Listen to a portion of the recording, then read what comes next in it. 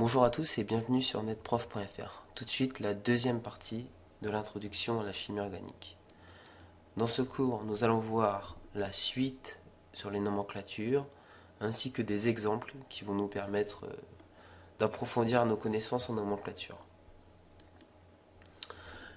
Donc, dans le cours précédent, je vous avais parlé des groupements du type méthyle, éthyle et tous les groupements qui finissent en -yle qui s'additionnent à une chaîne principale.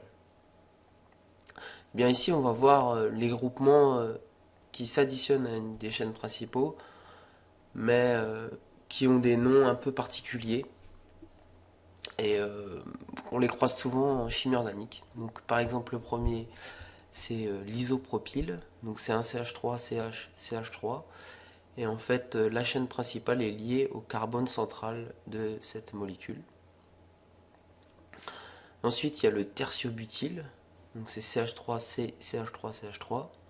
Et le carbone encore principal est lié à la chaîne principale. Puis ici il y a le phényl. Donc on avait vu dans le dernier cours le benzène. Donc en fait le benzène c'était quand il y avait des groupements sur un phényl. Mais là cette fois-ci c'est le phényl qui est lié à une chaîne et qui n'est pas le groupement principal dans la chaîne. Donc on va dire phényl. Et il y a aussi CH2 double liaison CH, le vinyle. Donc c'est exactement pareil que les anciens CD. Donc voilà, donc ces groupements-là, ils sont assez fréquents en chimie organique et c'est bien de les connaître puisqu'on risque de les croiser souvent. Donc là, il y a aussi deux petites molécules que je voulais vous montrer puisque ils portent pas exactement le même nom que dans la nomenclature, puisqu'en fait, c'est des composés qui sont souvent utilisés en laboratoire. Donc les chimistes, pour simplifier la nomenclature, ont décidé de changer quelques noms. En fait, c'est comme un nom courant, un pseudonyme pour les molécules. Donc la plus connue, c'est l'acétone. Donc en nomenclature, ça ferait la propanone. Et l'acétone, c'est très utilisé en laboratoire, par exemple pour nettoyer la verrerie, etc. Et ici, il y a aussi le toluène. Donc ça, ces deux molécules-là, c'est bien de les connaître.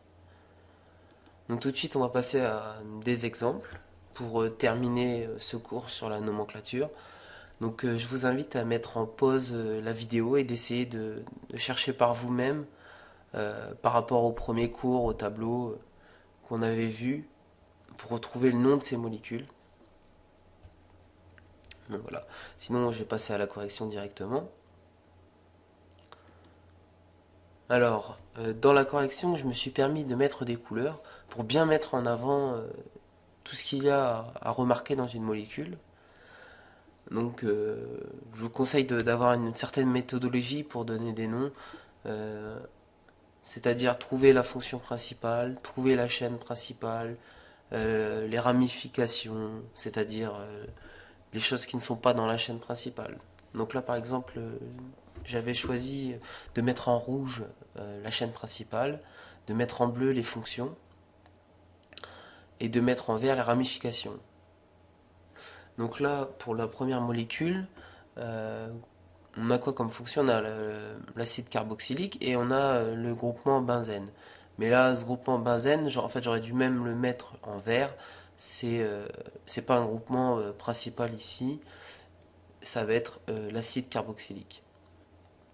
Donc on a une chaîne à 3 carbones, donc propane, et le groupement aromatique qui est placé en 1, 2, 3, troisième position, donc c'est l'acide 3-phénylpropanoïque.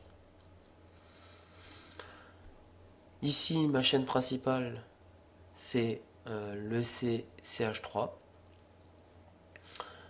La fonction principale, c'est OH. Donc ici, ça ferait en nomenclature, c'est le 1 diméthyle. Donc là, on dit di parce il y a 2 méthyles, 3 tri, etc.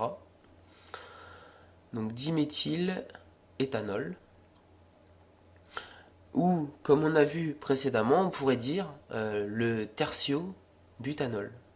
Puisqu'on peut remarquer qu'ici, il y a le tertio-butyl. C'est CH3, C, CH3, CH3. Voilà. Donc on pourrait donner ces deux noms-là, ça serait valable. Pour le groupement qui est juste en dessous ici, donc la chaîne principale, c'est encore une chaîne à 3 carbones. La fonction principale, c'est NH2, c'est-à-dire une amine. Et ici, donc, on a deux ramifications de méthyle. Donc ça va donner le 1,2 diméthyl propane 1-amine. Ici, la fonction principale, eh bien, c'est la fonction alcyne.